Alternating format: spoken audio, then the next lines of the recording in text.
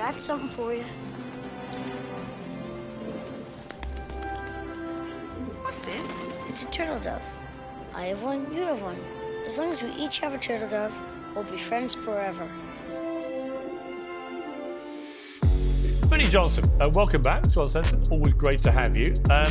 You and I don't agree about this, but explain to me, I mean, your position, I'm going to miscategorize it, but I think your position is the kind of making America great theme means that America should put itself and its own interests first, and those interests do not include racing to the defense of a country thousands of miles away that's already had a lot of billions of American money poured into it and can't defeat the enemy anyway. Is that broadly where you sit?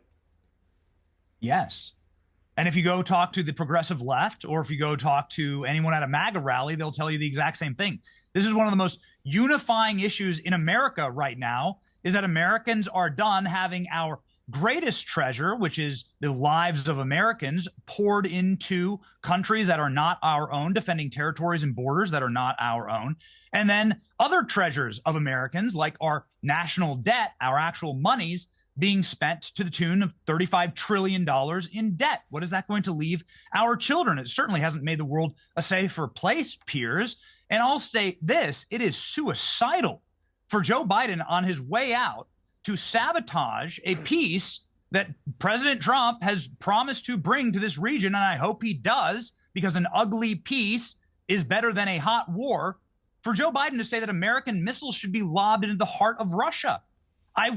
Would you stand for it if Russian missiles were being lobbed into the Midwest? I certainly wouldn't. Well, Russian missiles. Well, hang on. Russian missiles are being lobbed indiscriminately into a European sovereign democratic country. They've also just recruited 10,000 North Korean soldiers to join the war. And I'm just curious, Benny, genuinely curious. I hear you, and I respect your opinion. Genuinely curious. If you went back 25, 30 years, the idea that Republicans would be happy for a Russian dictator helped by North Korea to invade a sovereign democratic European country and actually want Putin to keep what he's stolen would be unthinkable. I mean, I think, for example, well, hang on. I'm not going to allow. I think, okay, you can answer, but I'll add this to you, man. But I'm not going to allow you to categorize. Well, let me add this to it. I'm not going to allow you to categorize it that way. Nobody's happy about this. I will, but Vladimir Putin's an Hang on, let me finish. He's a dictator. Let me finish. And nobody likes this war. I don't want this war to happen. I don't want this war to be won by. I don't want this war to be happening at all.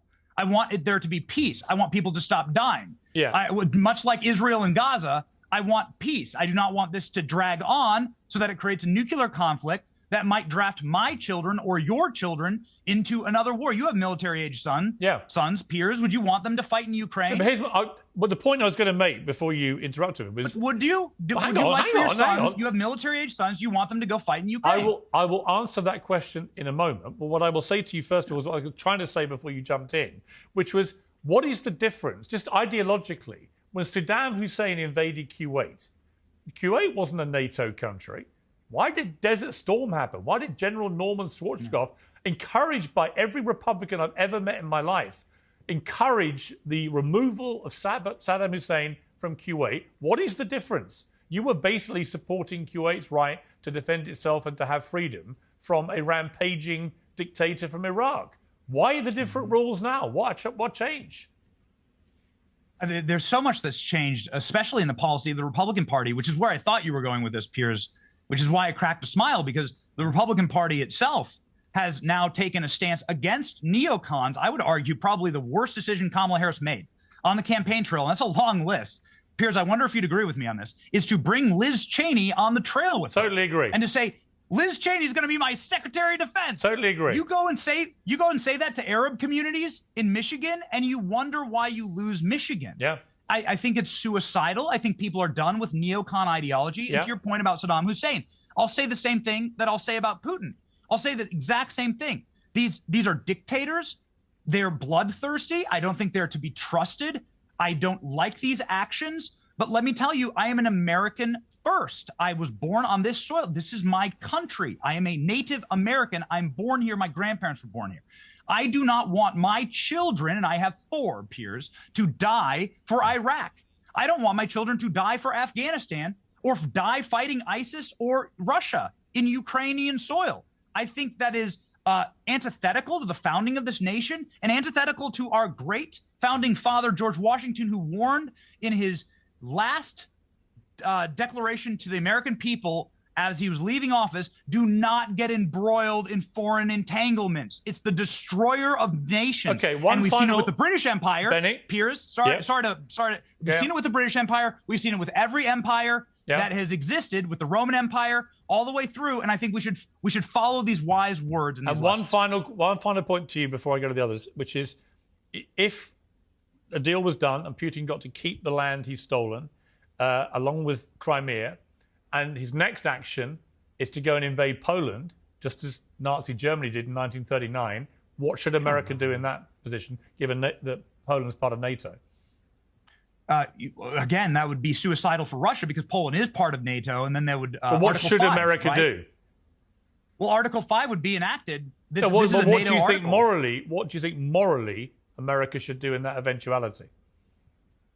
I will have to leave it up to the military minds. Some of them are on this panel. I'll say this, and this is my stance permanently, Piers, which is that an ugly peace in the Ukrainian war, an ugly peace, and virtually in all situations, an ugly peace is better than a hot war.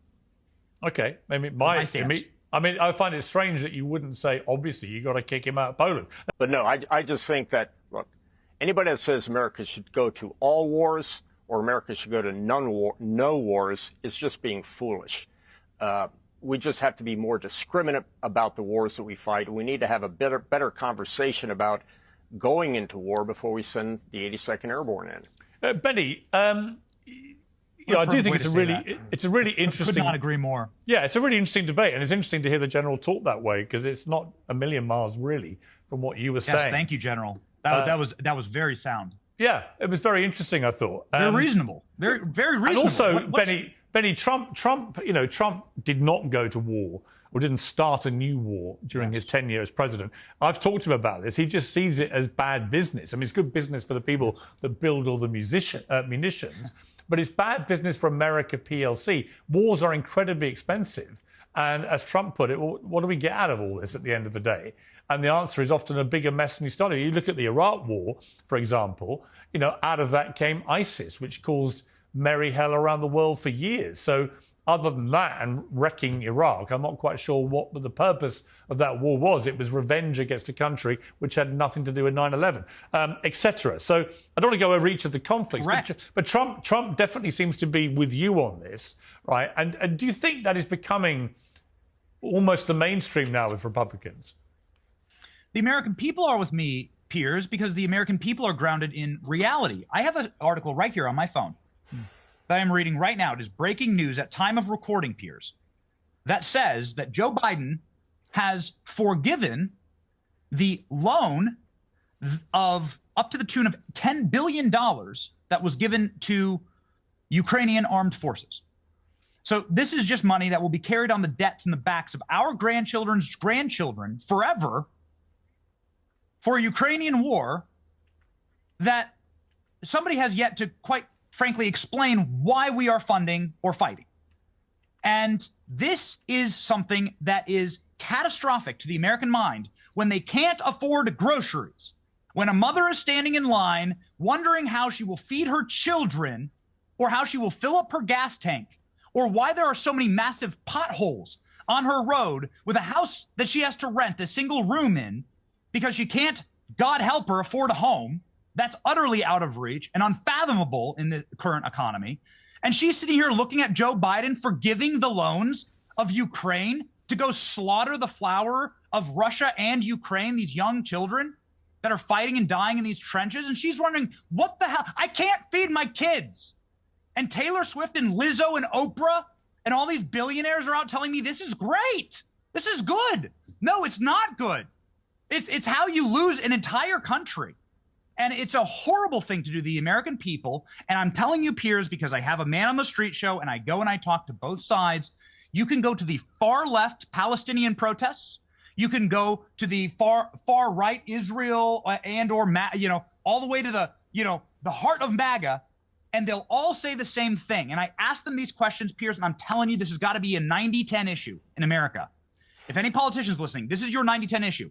Americans want money spent in America first, to improve the lives of Americans first. And we have big hearts, with I think the biggest hearts in the world to help out those in need. But we are sick and tired of being sold out for endless wars, and you just listed many of them. For my generation, which is millennial, it's Iraq and Afghanistan.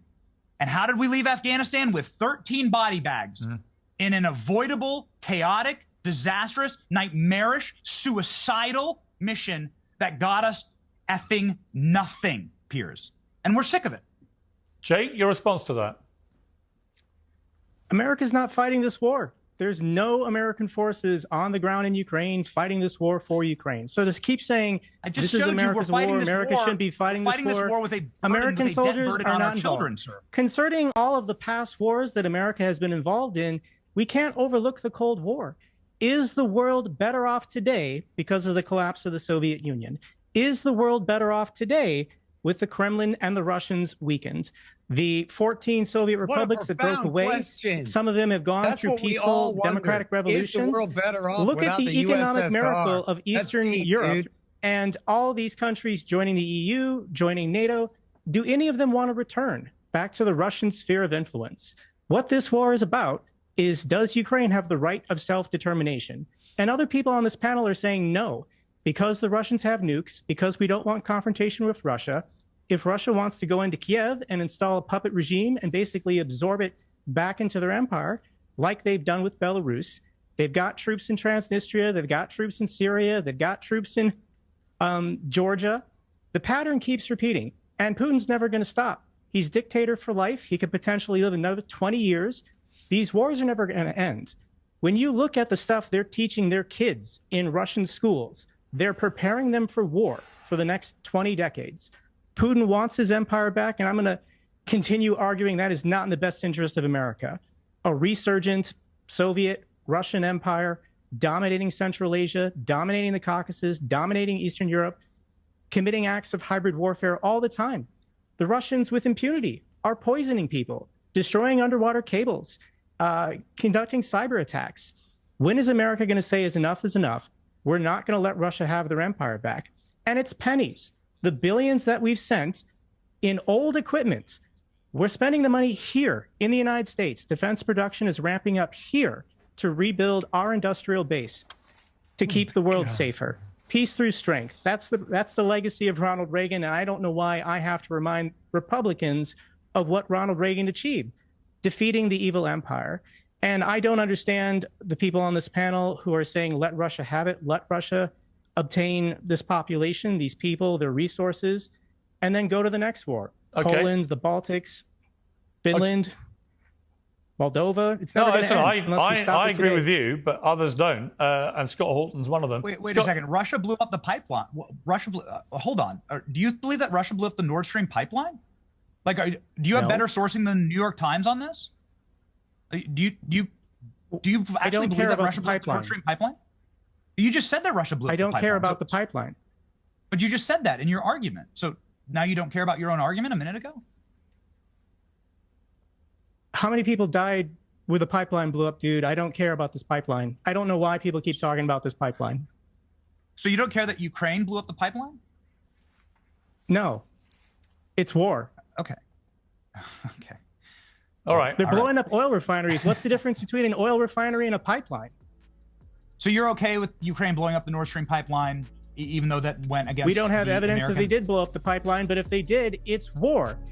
Russia is blowing up all their thermal power plants right now. They're blowing up coffee shops. They're blowing up supermarkets. They're blowing up hospitals, children's hospitals. Children's hospitals are being blown up by the Russians. I don't give a damn about the pipeline.